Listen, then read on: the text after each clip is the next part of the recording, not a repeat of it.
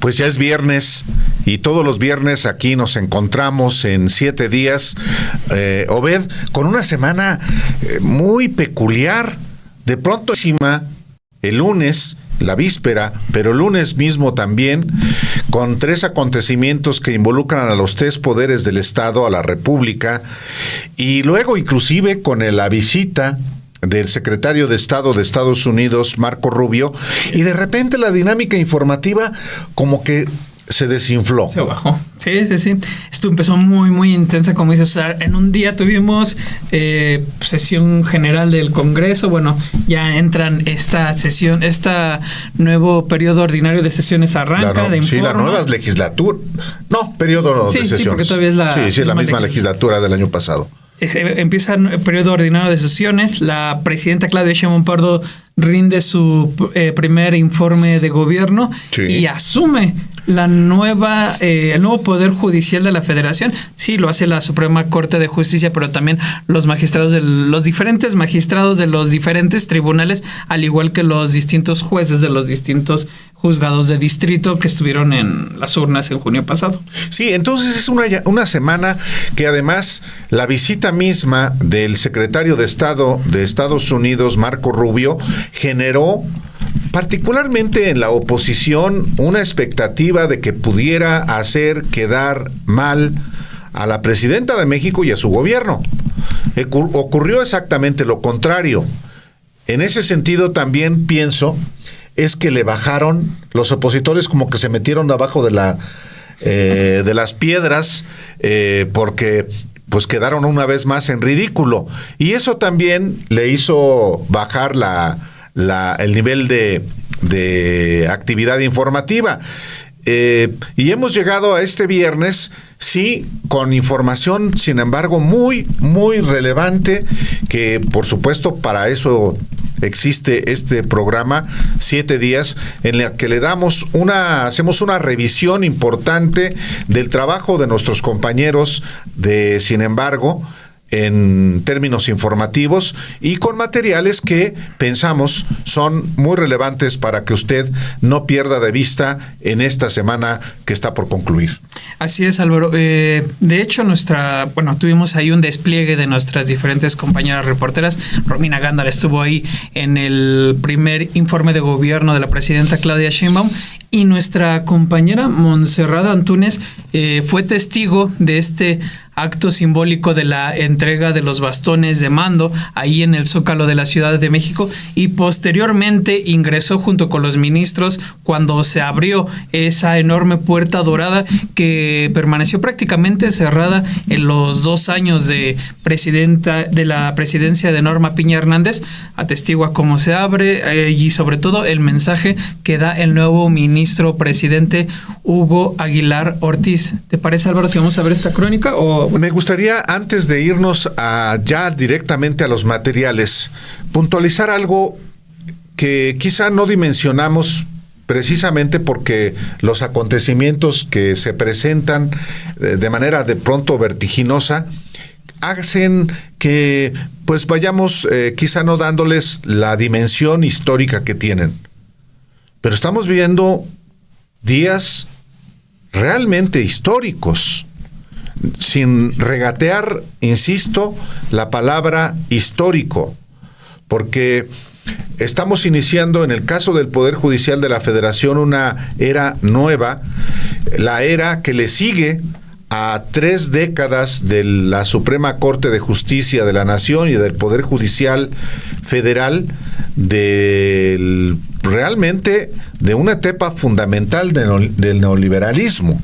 Y en ese sentido, claro que tiene una enorme relevancia, también porque se inicia una nueva etapa de la justicia en México que tiene un reto descomunal, que este Poder Judicial Federal sea mucho mejor, sea evidentemente un poder judicial que responda a las exigencias y a las expectativas que los mexicanos tienen, hayan ido a votar o no en la elección del 1 de junio.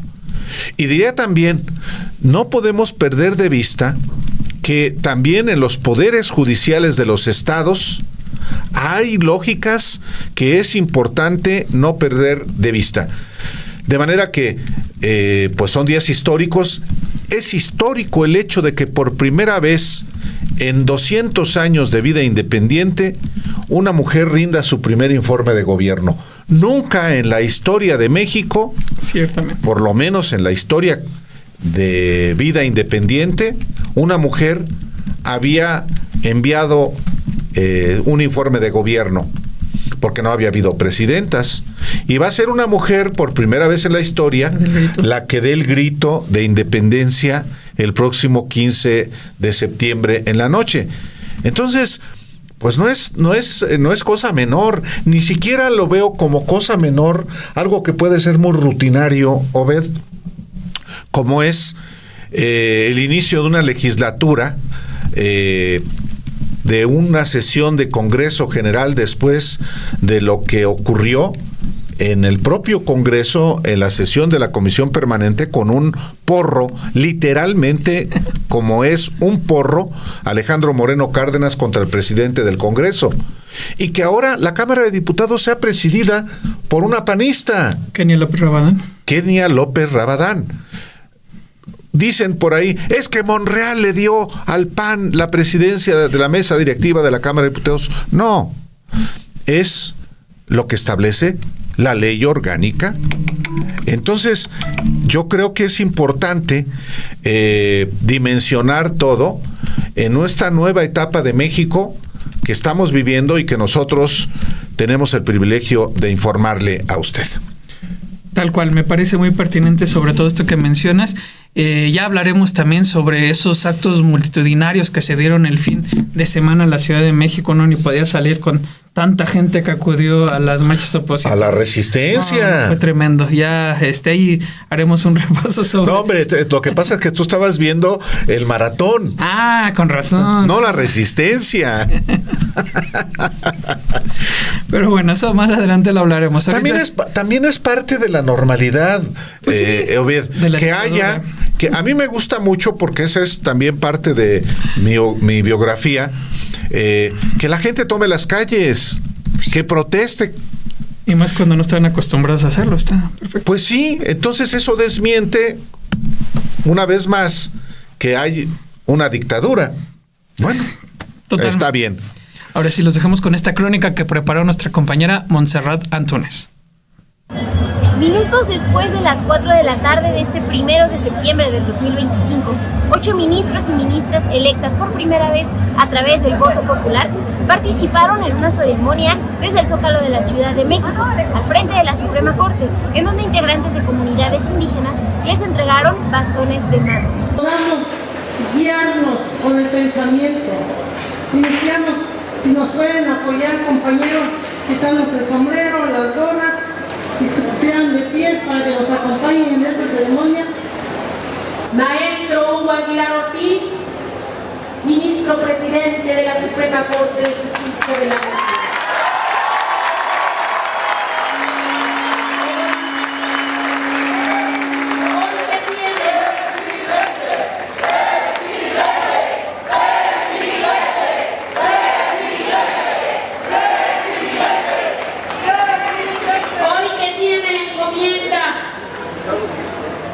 De ser quien dirija el más alto tribunal de nuestro país, a nombre de San Agustín Tlacotepec, tierra de su origen, de su vida y sobre todo de su infancia.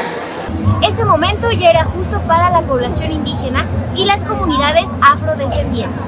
Así lo resaltó una mujer que encabezó la ceremonia desde la plancha del Zócalo. A esta ceremonia asistieron hombres y mujeres de distintos estados.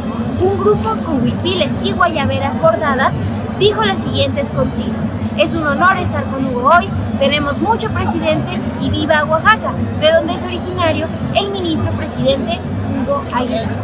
Antes de la entrega de bastones, un grupo de hombres se puso de pie y alzó los machetes que portaban para aclamar al ministro Hugo Aguilar.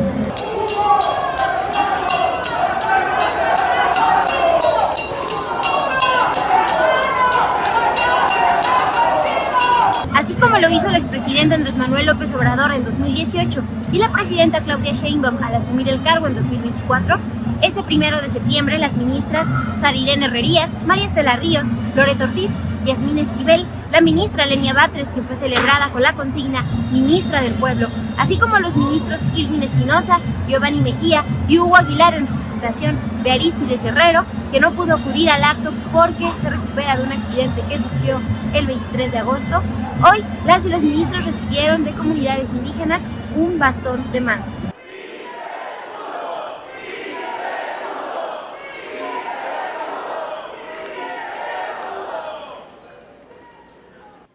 Mantaño nacia anda chiño oño tutatuni jije etiño jika y oto cuiti. Una mujer representante de Oaxaca dijo lo siguiente: nuestros antepasados saben que ejercer justicia es mirar a todos por igual.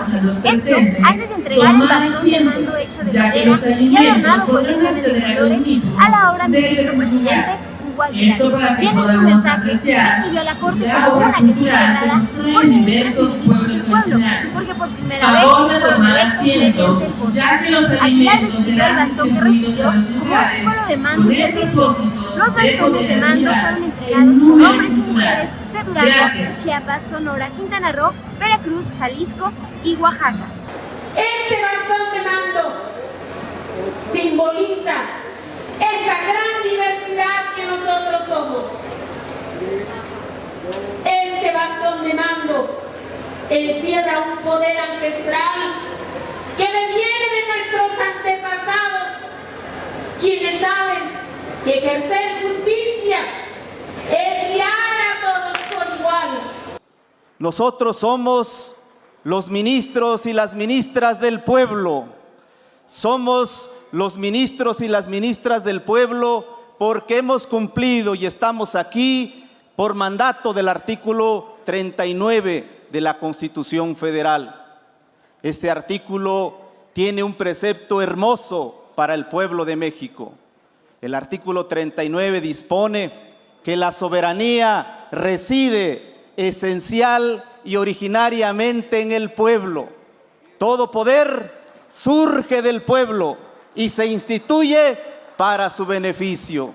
Eso es lo que nos reúne esta tarde, hermanos y hermanas.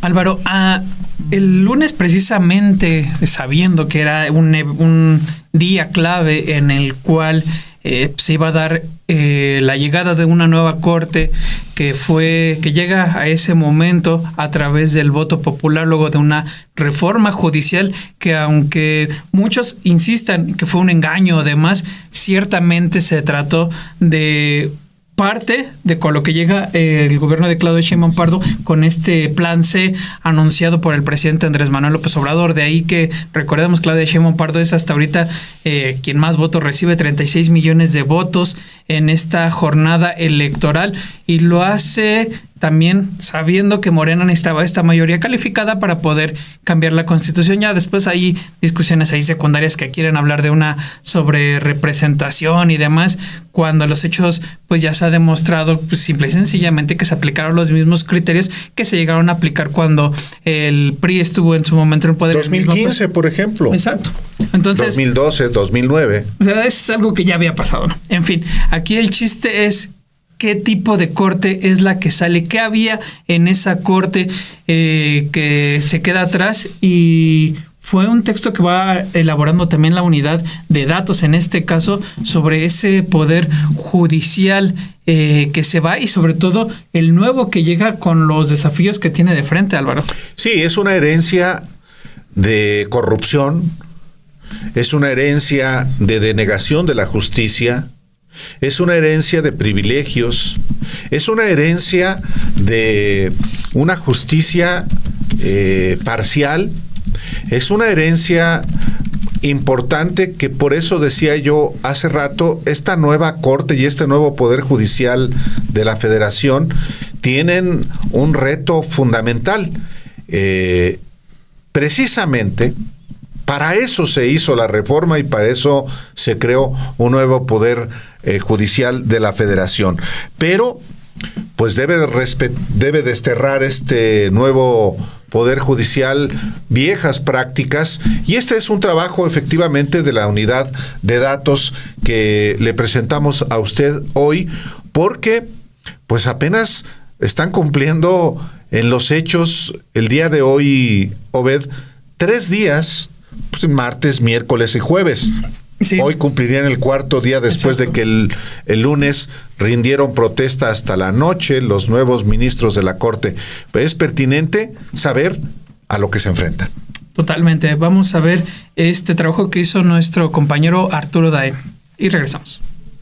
Este 1 de septiembre hay un cambio muy importante en México. Rinden protesta 881 personas juzgadoras elegidas por voto popular, entre ellas 9 ministros y ministras, que estarán sesionando aquí, en la máxima instancia del Poder Judicial, la Suprema Corte de Justicia. Hugo Aguilar Ortiz será su nuevo presidente, y una de sus misiones será resolver 1,440 asuntos que dejó en el cajón la Corte de Norma Piña. Entre esos pendientes está resolver los juicios de amparo interpuestos por Ricardo Salinas Pliego, el empresario que se niega a pagar impuestos por 74,000 millones de pesos. Otro pendiente será discutir el tema de la prisión preventiva oficiosa, que ha sido muy polémico. Y otra misión para la nueva Corte será desterrar los lujos y privilegios. En 2025, Norma Piña y otros ministros tuvieron un salario de 137,131 pesos mensuales y un aguinaldo de 246,364 pesos. Ese ingreso rebasa la remuneración de la presidenta Claudia Sheinbaum, de 134,000 pesos. La abogada Vanessa Romero nos dijo que el nuevo órgano de administración judicial será clave para que la nueva Corte siga la ruta de austeridad. El primer acto con el que la Suprema Corte nueva se va a dar a conocer es con el nombramiento del órgano de administración judicial, este órgano del que yo te hablaba y que yo me pregunto por qué no fue a elección popular, porque yo lo llamo el órgano madre, es el órgano más importante en todo el Poder Judicial de la Federación. Es el órgano de administración judicial que estará integrado por 5 personas. Una persona la designa la Presidenta de la República, otra persona el Poder Legislativo y 3 personas serán designados por la próxima integración de la Suprema Corte de Justicia de la Nación. Este órgano lo que hará es controlar absolutamente todos los dineros, inclusive la aplicación de las sanciones. 6 de cada 10 mexicanos, según encuestas del INEGI, piensa que los jueces son corruptos. Cambiar esa percepción será otro reto para los 386 jueces de distrito y más de 400 magistradas y magistrados que serán elegidos en las urnas. En su caso, tendrán que convivir aún con el viejo sistema, porque en la elección de este año solo se votó para renovar la mitad de las plazas de juzgadores federales. El resto será votado hasta 2027. Cada mes ingresan al Poder Judicial Federal 200,000 nuevos casos, casi el 60% de materia civil. Hay un rezago acumulado de más de 700,000 expedientes. En promedio, un juzgado de distrito tarda 628 días en resolver un proceso penal federal, 227 días un caso civil administrativo y un amparo en directo 111 días. Cambiar ese panorama no será sencillo. Vanessa Romero nos habló de que habrá una curva de aprendizaje para los nuevos juzgadores, aunque para el movimiento de la Cuarta Transformación será importante que den resultados pronto. También una cosa adicional, que entendamos que nuestro aparato de justicia no solo funciona con juzgadores, funciona con policías, funciona con ministerios públicos, funciona con fiscalías, órganos que no hemos tocado, ¿no? Se han hablado de muchas propuestas que sugieren modificar, al menos, aspectos como la autonomía de las fiscalías, pero lo cierto es que hay muchos factores dentro de la ecuación como para que veamos una modificación positiva solo por la elección judicial. Yo soy optimista, considerando que Morena sabe que los costos de la elección judicial, los costos del funcionamiento del aparato jurisdiccional a partir de ahora son suyos. Porque independientemente de lo que te estoy diciendo, que es mucho más complejo, claro que no todo va a ser es culpa de reforma judicial, todos los costos en términos políticos se los va a llevar. Entonces, si para alguien es interesante, para alguien es útil, funcional, ajustar las tuercas que andan sueltas y pues es para Morena.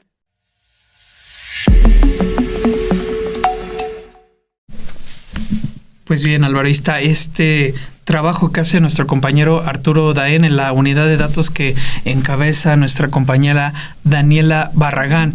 Ya está la Corte, ya está instalada, es esta sesión solemne que se da muy noche del lunes, en el cual pues ya entran en funciones. tienen ellos su primera sesión en forma el 11 de septiembre, me parece que es lo que anunciaron hacia adelante, pero de frente el principal tema entre los grandes, entre los 2,000 más o menos asuntos que les hereda la Corte pasada, ya cada uno se ha repartido los expedientes conforme a la ponencia, a las ponencias que lo tenían anteriormente. Por ejemplo, la magistrada Lenia Batres, la magistrada Yasmina Esquivel, la magistrada Loreta Ortiz Alf, se quedan con los mismos temas que tenían en curso, pues, para no complicar más el asunto. Eso ya se los dijo ayer a ustedes el ministro Irving Espinosa Betanzos. Entonces, sí. Pero hacia adelante, Álvaro, hay un tema clave e importante que van a tener que decidir la Corte: los créditos fiscales de Ricardo Salinas Pliego. Sí, entre tantos pendientes que heredó la Suprema Corte de Norma Piña, se hicieron tontos, literalmente se hicieron tontos en atender casos, porque la justicia realmente no les importaba. No les importaba resolver temas fundamentales, efectivamente, como es el caso de los adeudos de Ricardo Salinas Pliego. Pues ya no. Mala noticia para el magnate mediático, financiero, comercial, el presidente del Grupo Salinas, Ricardo Salinas Pliego, pues la Suprema Corte no solamente va a tener que resolver, sino que va a tener que resolver pronto, porque también quedó en la Constitución que temas fiscales y penales deben ser resueltos a más tardar en 6 meses. El caso de la deuda de Ricardo Salinas Pliego, por lo menos una parte, porque no está en un solo paquete, no es un solo juicio, sino son varios. En este caso, ya hay 3 proyectos en la Suprema Corte que involucran alrededor de 35,000 millones de pesos, prácticamente la mitad de la deuda de Ricardo Salinas Pliego. De 74,000. De 74,000 millones de pesos. ¿Qué es lo que va a hacer la Suprema Corte? Va a discutir y va a votar algo muy simple: si le da o no el amparo a las empresas de Ricardo Salinas Pliego. Y esto va a resolverse a más tardar en 6 meses. En febrero, a más tardar. Sí. En una de esas, que como creo que va a ocurrir, será en este mismo año. Este mismo año, la Suprema Corte de Justicia de la Nación deberá llevar al Pleno el tema de la deuda de Ricardo Salinas Pliego y se va a votar. Se van a votar los proyectos de sentencia que elaboren ministros. Hay que recordar que un proyecto lo tienen Yasmina Esquivel Moza. Otro proyecto lo tiene la ministra Lenia Batres Guadarrama.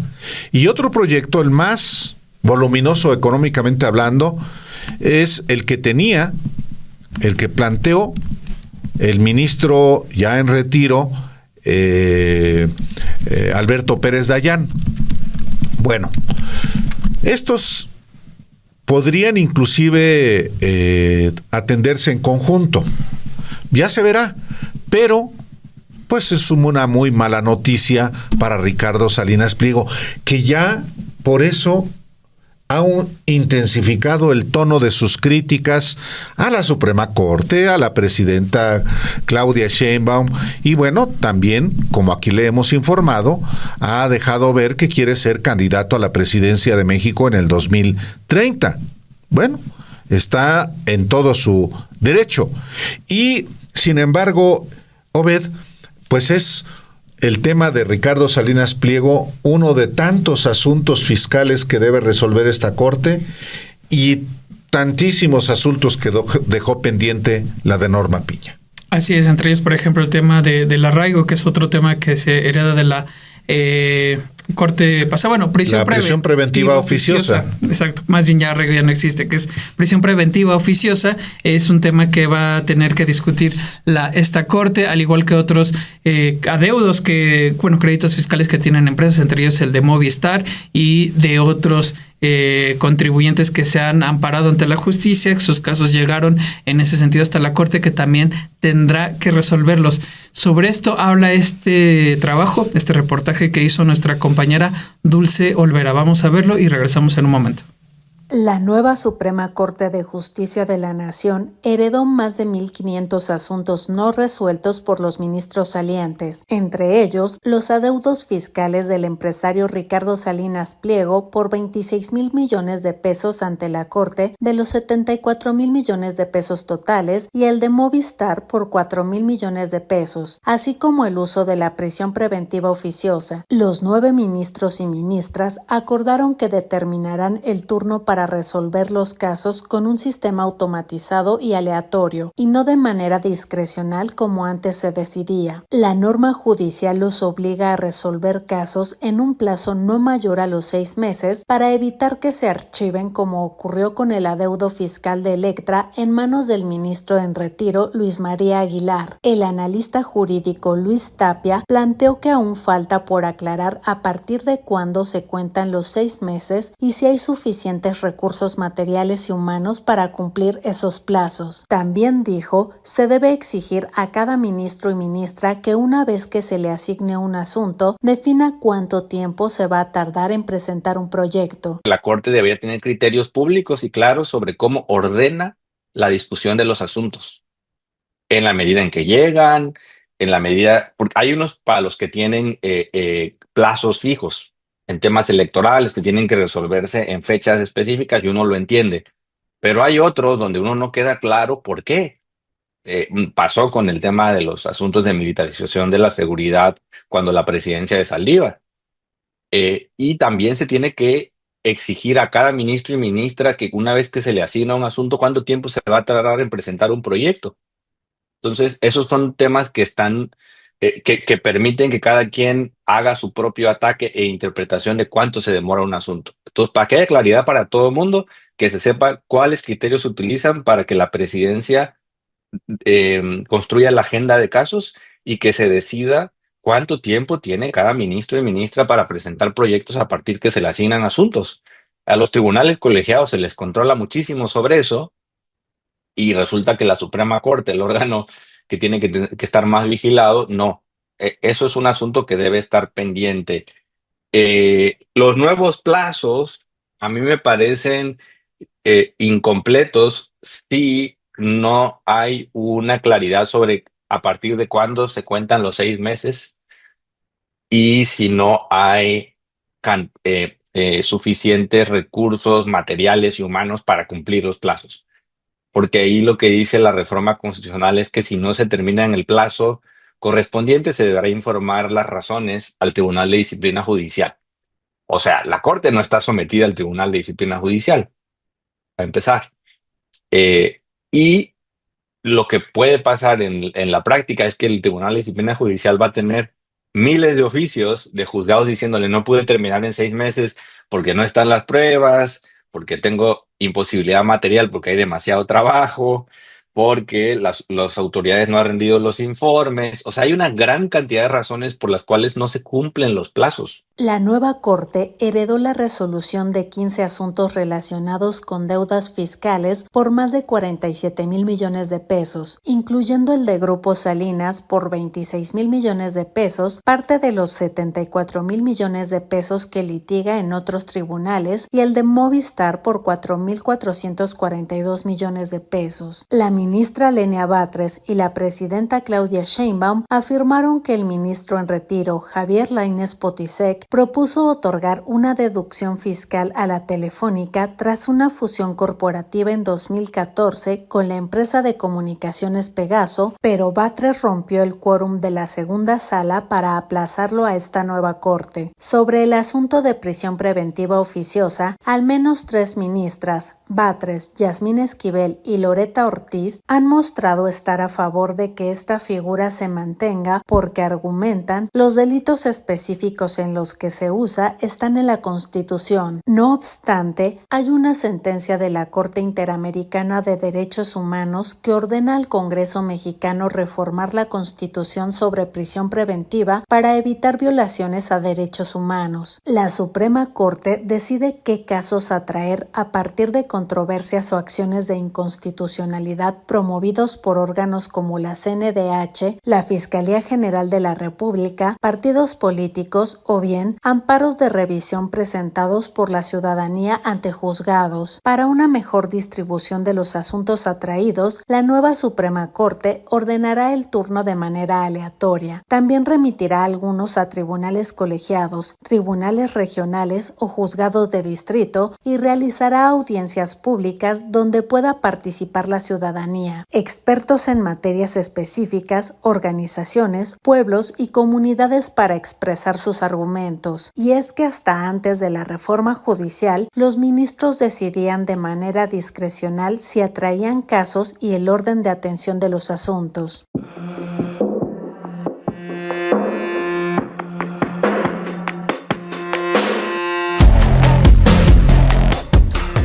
Nos preguntamos si no era demasiado pronto hacer una lista de presidenciables, pero no. Hace 2 años, Álvaro, en septiembre del 2023, se dio a conocer la candidatura de Xóchitl Gálvez y luego 2 días después la de Claudia Sheinbaum. Hace 2 años, creo que es tiempo suficiente. Sí, parece prematuro que con 5 años de anticipación estemos ya elaborando una lista de presidenciables para el 2030, no solamente de Morena y sus aliados, sino también de la oposición y otros que están moviéndose por fuera de los partidos políticos, pero sí tiene sentido. Bueno, armamos una primera lista y la vamos a ir actualizando cada año. Es una primera lista de presidenciables, así que pues, a ver, ¿usted qué opina? Y el próximo jueves 4 de septiembre le presentamos el primer bloque. Son 18 y está interesante. Está muy interesante. Los esperamos.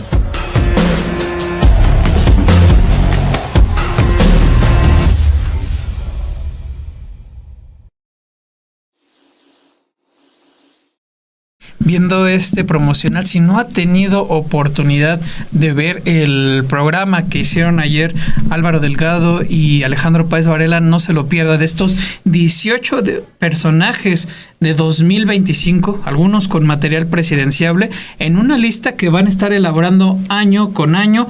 Son 18 personajes ahí interesantes con estas pequeñas fichas sobre el repaso de su hoja de vida y particularmente la incidencia que han tenido en este 2025, Álvaro.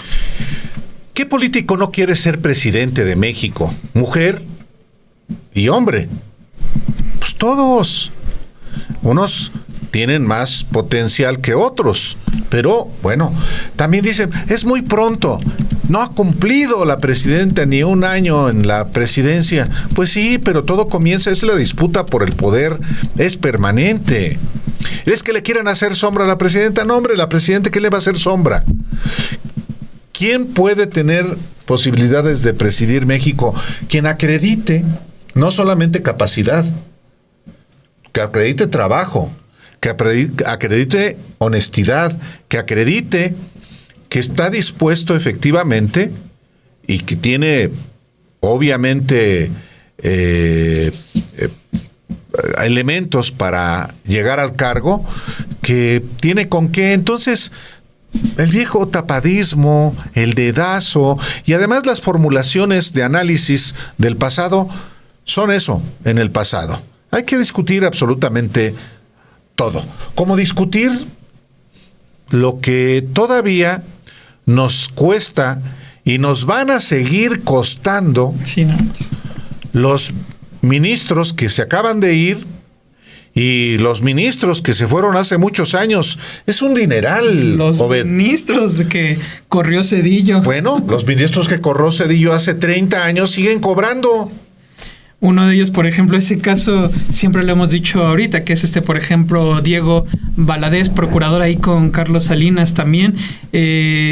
Con Carlos Salinas, claro. Salinas, y luego entra Zedillo, lo nombra ministro, estuvo unos cuantos meses y ya aseguró una pensión dorada de por vida. Sí, por supuesto. Entonces son de las cosas aberrantes en nuestro país, todavía herencia del viejo régimen.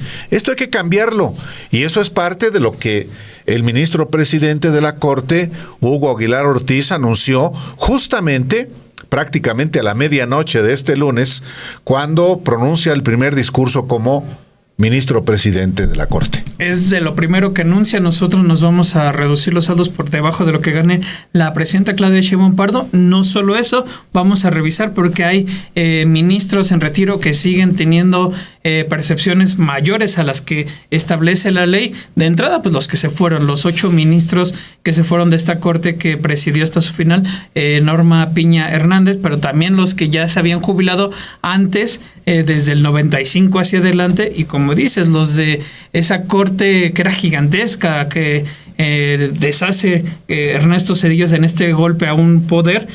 Y particularmente ahí es importante mencionarlo, esta Corte que deshace Zedillo, entre las cláusulas que venían en el decreto, establece que también se iban a seguir pagando pensiones a sus viudas, por ejemplo.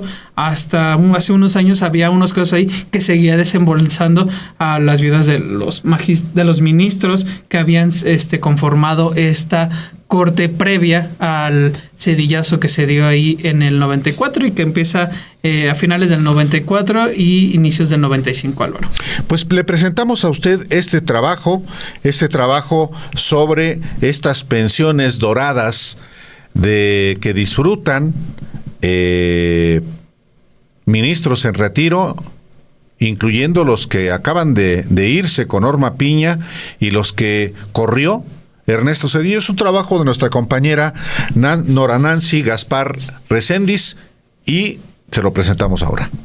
La Suprema Corte de Justicia de la Nación anunció que solicitará la revisión de las remuneraciones que reciben los ministros y ministras en retiro para que se ajusten a la Constitución General. El ministro presidente Hugo Aguilar Ortiz indicó que han detectado pensiones y haberes por retiro de entre 205,000 y 385,000 mensuales, muy por arriba de lo que percibe la presidenta Claudia Sheinbaum. En noviembre de 2024, el Pleno de la Suprema Corte, presidido por Norma Lucía Piña Hernández, aprobó un acuerdo con el que se definió el haber de retiro vitalicio que se pagará a las 8 ministras y ministros que en ese momento presentaron su renuncia y anunciaron que no participarán en la elección de personas juzgadoras para 2025. El Pleno de la Corte autorizó que el haber de retiro para los entonces ministros Luis María Aguilar Morales, Jorge Mario Pardo Rebolledo, Alfredo Gutiérrez Ortiz Mena, Alberto Pérez Dayán, Javier Lainez Potisek, Norma Lucía Piña Hernández, Juan Luis González Alcántara Carrancá y Ana Margarita Ríos Farjat se calcularía de manera proporcional conforme al sueldo tabular de ese momento. Desde este 2025 se destinarán 27,266,236 pesos al pago anual de los 8 ministros que se opusieron abiertamente a la reforma judicial y que presentaron su renuncia en 2024, misma que se hizo efectiva el pasado mes de agosto de 2025. El acuerdo estableció que el exministro Luis María Aguilar Morales recibirá mensualmente 389,266 pesos, que al año suman 4,617,191 pesos. La pensión para Jorge Mario Pardo Rebolledo será de 371,614 pesos, lo que al año suman 4,459,372 pesos. Alfredo Gutiérrez Ortiz Mena recibirá 346,667 pesos, lo que al año suman 4,160,006 pesos. Alberto Pérez Dayán recibirá 346,667 pesos, lo que anualmente suman 4,160,06 pesos. Javier Lainez Potisek recibirá al mes 304,937 pesos, que al año suman suman 3.659.248 pesos. La exministra presidenta Norma Lucía Piña Hernández también recibirá 304.937 pesos, que al año suman 3.659.248 pesos. Juan Luis González Alcántara Carrancá recibirá 263.132 pesos, lo que al año suman 3.157.584 pesos. Y Ana Margarita Ríos Farjat recibirá una pensión mensual de 249.902 pesos, que al año suman 2.998.829 pesos. A esos montos se suman los 36.359.131 pesos que se desembolsan al año para los ministros Arturo Saldívar Lelo de la Rea, Genaro David Góngora Pimentel, Guillermo Ortiz Mayagoitia, Juan Silva Mesa, Olga María del Carmen Sánchez Cordero, José Ramón Cosío Díaz, Margarita Beatriz Luna Ramos, Eduardo Tomás Medina Mora y Casa y José Fernando Franco González Salas, quienes dejaron la Corte entre 1995 y 2024. Asimismo, cada año se destinan 32.280.833 pesos a los 13 ministros que dejaron la Corte a partir de la reforma emprendida por Ernesto Zedillo Ponce de León en 1994. Es el caso de Carlos García Vázquez, Carlos Sempe Minvielle, Clementina Gil Guillén, Diego Valadez Ríos, Irma Cuez Sarquis, Jesús Duarte Cano, José Antonio Llanos Duarte, José Martínez Delgado, Luis Felipe López Contreras, Luis Gutiérrez y Vidal, Sergio Hugo Chapital Gutiérrez, Ulises Sergio Schmil Ordóñez y Victoria Adato Green.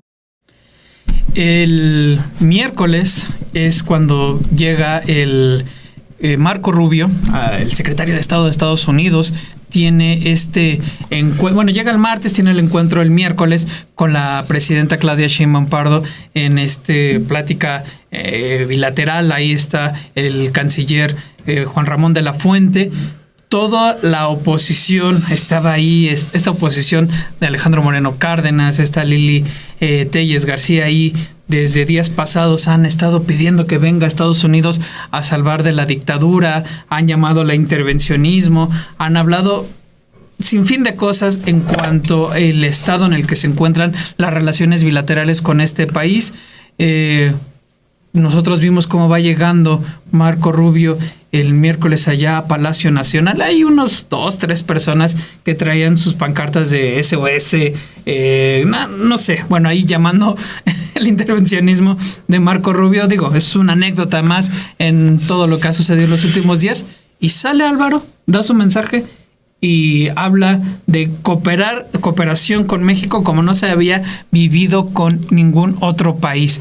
Pero Álvaro, ¿quién es Marco Rubio y quién ha sido Marco Rubio frente a México en los últimos años? Sí, es un pendenciero, un tipo bastante vil. Pues es exiliado cubano, un tipo que efectivamente tiene este origen y este comportamiento. Ahora, una cosa es real. Ya como secretario de Estado, es decir, el segundo hombre más poderoso de Estados Unidos después de Donald Trump, por lo menos en la jerarquía gubernamental, tiene que moderar su conducta. Exacto, su discurso. Particularmente con un vecino y con un socio que ha actuado también en defensa de los intereses de México. La presidenta Claudia Sheinbaum ha sido muy clara en los términos en que debe darse esta relación: cooperación, colaboración, pero no subordinación. Y en con esos criterios, evidentemente también tiene que darse esa relación con el gobierno de Estados Unidos. Y sin embargo, por supuesto que sí, para muchos les resultó hasta excesivo el modo en que Marco Rubio, en su visita a México, se refirió a la relación con México y con su gobierno. No hay país en el mundo que coopere de mejor manera que México. Y eso pues hizo que callaran los mariachis. Los mariachis callaron. Ya le habían estado pues dando auge a esas hipótesis que iba a haber un maltrato a México. No. Pero es muy importante saber quién es Marco Rubio, precisamente en el marco de esta visita, y pues es un trabajo tuyo, Obed, sobre este personaje que hoy es secretario de Estado. Hemos llegado a un nivel de cooperación histórico. Jamás en la historia de ambos países ha habido el nivel de cooperación que existe en este momento, expresó Marco Rubio, secretario del Departamento de Estado de Estados Unidos, tras la reunión que sostuvo con la presidenta Claudia Sheinbaum, en la que se oficializó un entendimiento de colaboración en materia de seguridad. Este primer acercamiento con un funcionario de alto nivel estadounidense representa un paso importante para ambas naciones, sobre todo tras el historial de acciones anti-México y las críticas abiertas que Rubio, quien cuenta con raíces latinas, ha expresado contra el gobierno de México desde antes de que el presidente lo eligiera para formar parte de su gabinete. Rubio cuenta con un largo historial de ataques contra México e intentos intervencionistas, al menos desde que se desempeñaba como senador por el Partido Republicano y Andrés Manuel López Obrador encabezaba el gobierno mexicano. Por ejemplo, en junio de 2023, junto a otros legisladores, instó al entonces presidente Joe Biden a implementar sanciones para persuadir al gobierno mexicano de contrarrestar a los cárteles mexicanos de la droga. En 2022, Rubio acusó al entonces presidente López Obrador de entregar al país al crimen organizado, por lo que éste retó al senador republicano a presentar pruebas de estas acusaciones y subrayó que él sí tenía pruebas de que Rubio destinaba recursos a la fabricación de armas. ¿Cuál es mi vinculación con el narcotráfico en México? Les pido que presenten pruebas. Yo sí tengo pruebas de que a él le han dado dinero los que están a favor de la fabricación de armas en Estados Unidos, dijo el tabasqueño. Rubio también acusó al mandatario mexicano de apoyar a las dictaduras. A través de su cuenta de X, el entonces legislador criticó la postura de López Obrador contra los líderes estadounidenses y su apoyo a los gobiernos con dictadura. Un presidente que tiene palabras duras para líderes democráticamente electos en Estados Unidos, pero elogios para un dictador en Nicaragua, un narcotraficante en Venezuela y una tiranía marxista en Cuba, dijo el republicano. Por ello, Rubio, enemigo acérrimo del régimen en Cuba, expresó en junio de 2022 su alegría ante la inasistencia del presidente López Obrador a la Cumbre de las Américas.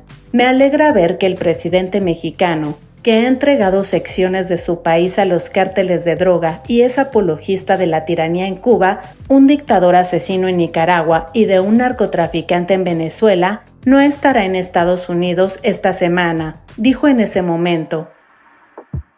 Marco Rubio, descendiente de cubanos, también ha sido un firme defensor de la expulsión de migrantes, afirmando que aquellos que se encuentran en Estados Unidos de manera ilegal deben ser detenidos y deportados.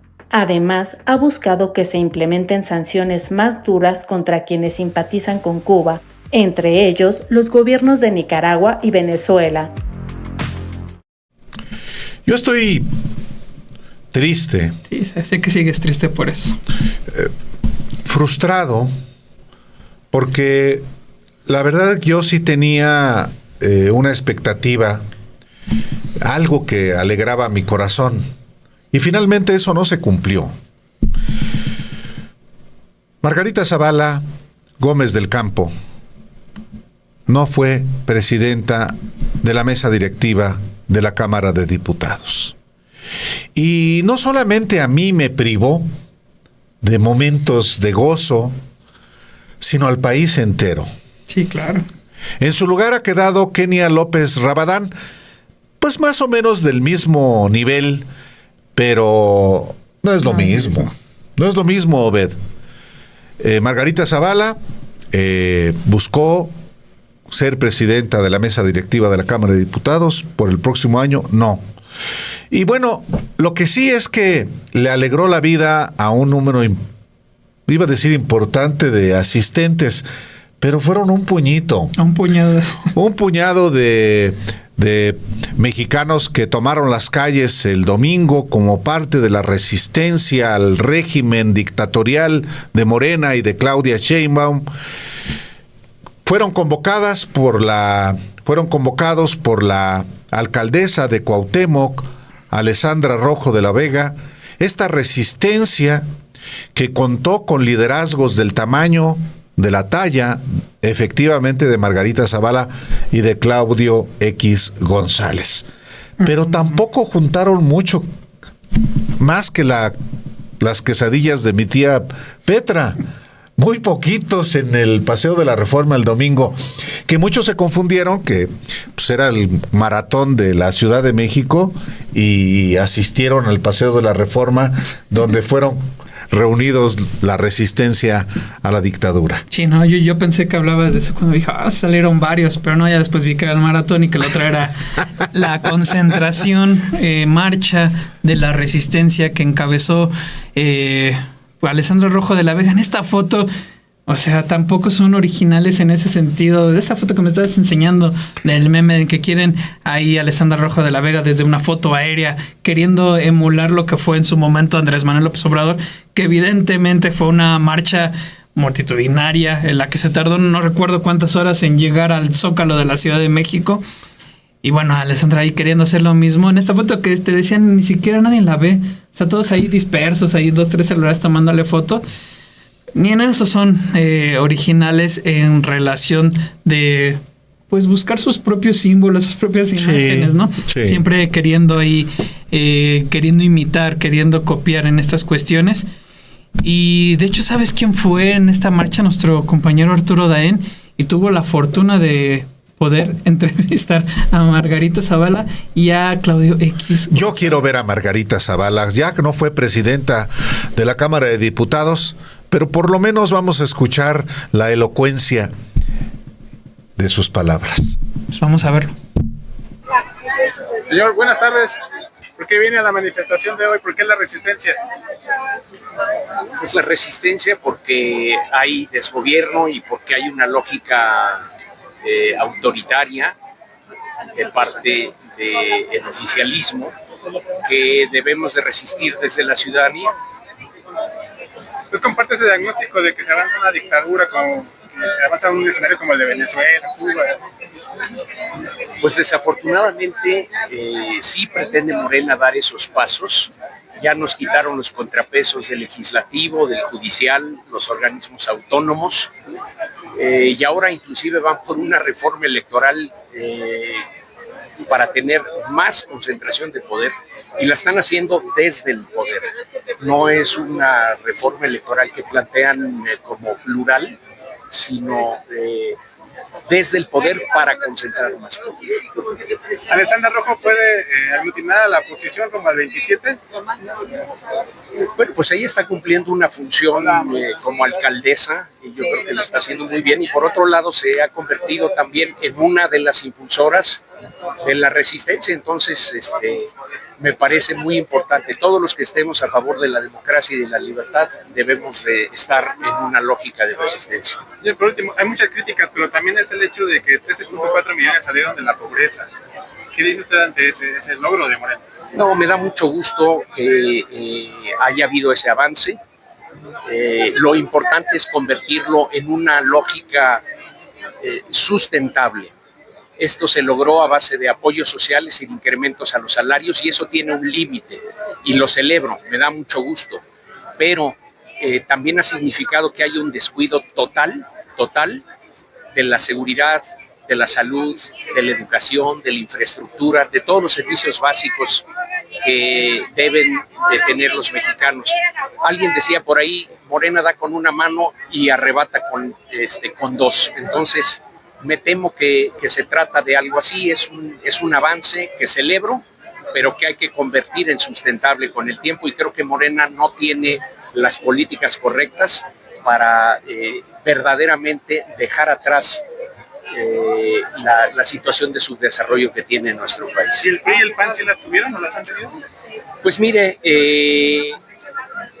este país ahorita en buena medida vive gracias al dinamismo económico que Morena ha achatado de manera importante, que se generó por la apertura comercial en el pasado. México es una potencia exportadora y eso permite generar millones y millones de empleos, que de hecho de ahí viene el dinero para los programas sociales e inclusive para los aumentos salariales. Entonces, y Morena está peleado con esa lógica de libre comercio, de libre mercado, de impulsar la libertad de los mexicanos. Por eso digo que el modelo de Morena no es sustentable. Muchas gracias. Gracias a ti. Diputada, buenas tardes. ¿Por qué se está manifestando hoy? ¿Por qué la resistencia? Porque en momentos donde hemos perdido las condiciones democráticas y las condiciones por las que luchamos en la transición democrática, me parece que es un deber apoyar los esfuerzos ciudadanos. Ojalá cada vez nos organicemos mejor y también le reencontremos rumbo a México. Y por eso estoy aquí. ¿Tú compartes esos diagnósticos de que México avanza supuestamente a una dictadura? Yo creo que ya no estamos en condiciones democráticas y mucho depende de los ciudadanos lo que hagamos, el esfuerzo que hagamos. Y eso sí, México ahorita nos está exigiendo mucho más si queremos recuperar la democracia. ¿Alessandra Rojo va a ser la líder opositora? No está convocando para hacerlo, sino está convocando un esfuerzo ciudadano y por eso estoy aquí. Además de que es una mujer, desde luego que la admiro y que está trabajando. Diputada, hay muchas críticas, pero también está el hecho de que recientemente se informó que 13.4 millones salieron de la pobreza con Morena.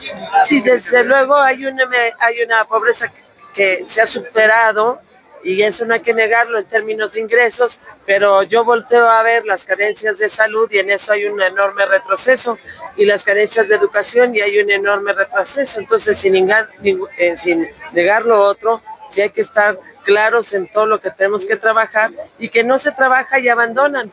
No hay abasto de medicinas, no lo hay. Lo seguiremos diciendo, no hay mantenimiento en los hospitales, no hay mantenimiento en la infraestructura y no basta que sea aumentando el ingreso sin demeritarlo. Diputada, ya por último, ustedes critican un retroceso democrático, pero en su momento, pues, con el PRI y el PAN no vivimos precisamente una democracia, se vivió represión, hechos muy violentos contra estudiantes. Sí. No, exactamente, yo por lo menos en lo que me gustaría responder, que es del 2000 al 2012, al contrario, me parece que hubo manifestaciones de libertades, fue una transición democrática. Ahora, con la democracia no llegaba todo, y eso pues quizá es de las fallas que tuvimos como sociedad, pero desde luego ya no tenemos condiciones democráticas. ¿Por qué te voy a decir, aunque veo que tus conclusiones son otras? Pero cuando no hay poderes de la Unión que hagan contrapeso al Ejecutivo, esa es una condición para un Estado democrático y constitucional de derecho.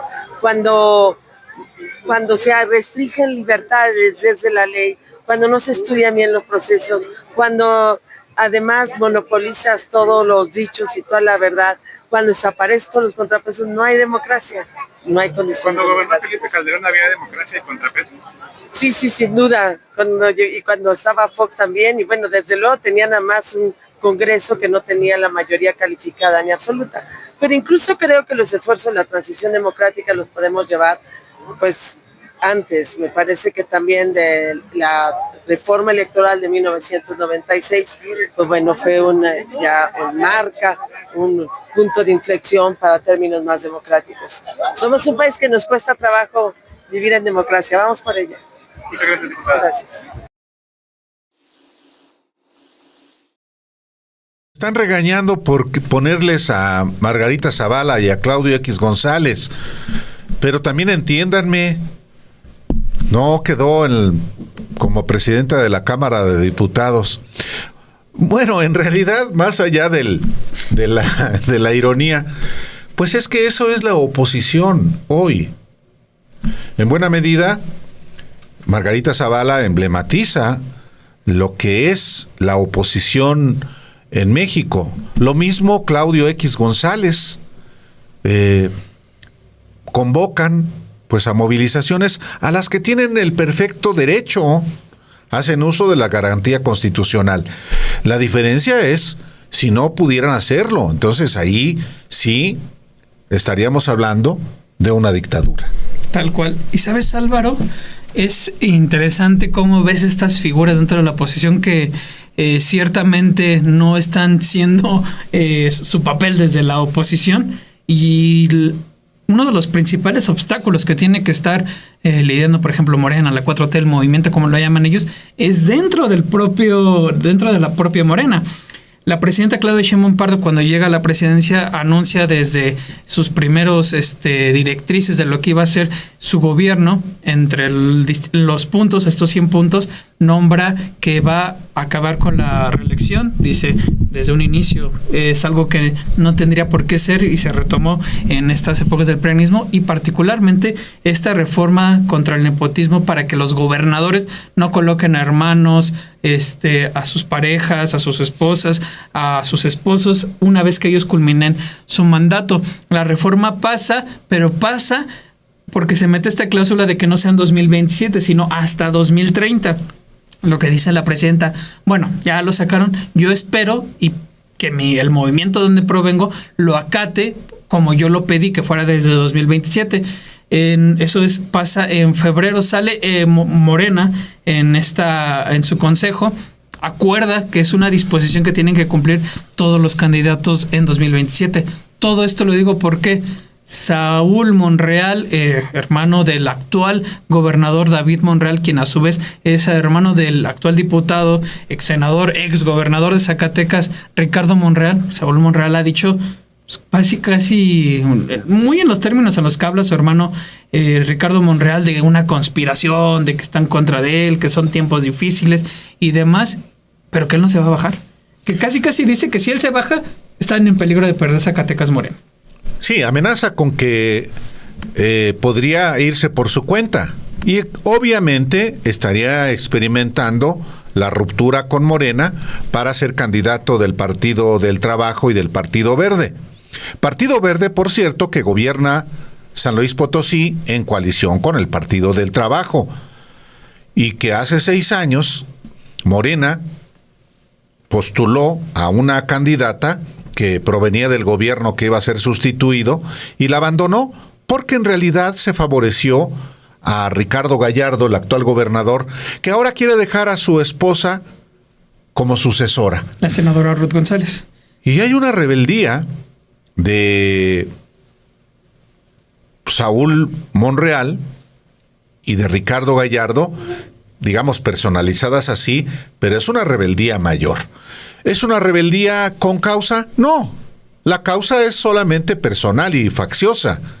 No tienen causa justa, menos cuando hay pues un movimiento que dijo que el nepotismo quedó en la ley para el 2030, pero en el caso de Morena debe funcionar para el 2027. Entonces, hay esta rebelión que, ojo, no perdamos de vista también Guerrero, Félix Salgado Macedonio quiere sustituir a su hija. ¿Tiene derecho a ser gobernador? Sin duda, pero hay una reforma estatutaria en Morena que ya lo prohíbe. Hay una reforma legal que efectivamente fue hasta 2030.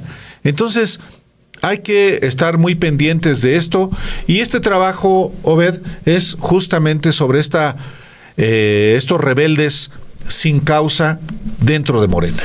Pues sí, Álvaro, con este último trabajo de la unidad de investigación nos pasaríamos a despedir de este programa de 7 días. Pues ahora sí que, como siempre, muchas gracias por acompañarlos. Ahora sí no les dijiste que metieran a las heladas al... No, ya están. Bueno. No, hombre, desde ayer, desde que se pronostican heladas, se ponen a helar las... O sea, que ya te estaban amarguitas. Por eso lo decía. Buen provecho y nos vemos dentro de 8 días. Las reformas para evitar nepotismo o reelección en la sucesión inmediata de cargos de elección popular son parte de las transformaciones legislativas destacadas por la presidenta Claudia Sheinbaum.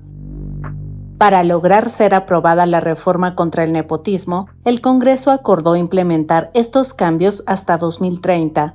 Sin embargo, la presidenta pidió a la militancia de Morena acatarla desde 2027. El llamado ha alcanzado a los partidos aliados de la 4T. No obstante, no todos han querido acatar la medida. Esto ha sido evidente en Zacatecas, en donde Saúl Monreal quiere gobernar después de su hermano, y en San Luis Potosí, en donde el gobernador Ricardo Gallardo, del Partido Verde, quiere allanar el camino para que lo suceda su esposa, la senadora Ruth González Silva. Esta semana, el senador Saúl Monreal indicó en abierta rebeldía a lo pedido por la presidenta que si el pueblo de Zacatecas quiere que él sea su gobernador, está seguro de que por encima de cualquier obstáculo lo será. Incluso, el legislador sostuvo que la continuidad en la 4T estaría en riesgo de no tomarlo en cuenta. Y no se equivoquen, esta campaña para minimizarme o borrarme de una sucesión que ellos mismos adelantaron, no es un ataque solo a Saúl Monreal, es un ataque a la posibilidad de que Morena consolide aquí en Zacatecas la cuarta transformación. Si el pueblo de Zacatecas quiere que yo sea su gobernador, estoy seguro de que por encima de cualquier obstáculo y determinación, lo seré. Y es que la gente que me conoce sabe que yo no estoy usando estructuras de gobierno, ni beneficiarios de programas sociales. No tengo un gobernador que esté operando detrás. Los hermanos Monreal han gobernado Zacatecas en 2 ocasiones. En primera instancia, Ricardo Monreal, actual coordinador de la bancada de Morena en la Cámara de Diputados, ocupó la gubernatura de 1998 al 2004. Más tarde, su hermano David Monreal asumió el cargo en el año 2021 y su mandato se extiende hasta 2027. Saúl Monreal busca ser el tercer hermano en ocupar la gubernatura. En el caso de San Luis Potosí, la senadora Ruth González, esposa del actual gobernador, ha dicho desde febrero pasado que serán las personas las que decidan, una manera de señalar que no descarta contender por la gubernatura. De hecho, a finales de agosto, su esposo, el gobernador Gallardo, indicó no descartar contender por otro cargo en 2027 y al mismo tiempo hacer campaña junto a otros cuadros, entre ellos quien busque sucederlo en el gobierno. Para ello, el mandatario tendría que pedir licencia. Gallardo además ha señalado que podrían explorar alianzas con otros partidos. Nosotros listos para competir, listos para ir en alianza con Morena y el PT, pero también estamos listos para escuchar otro tipo de alianzas.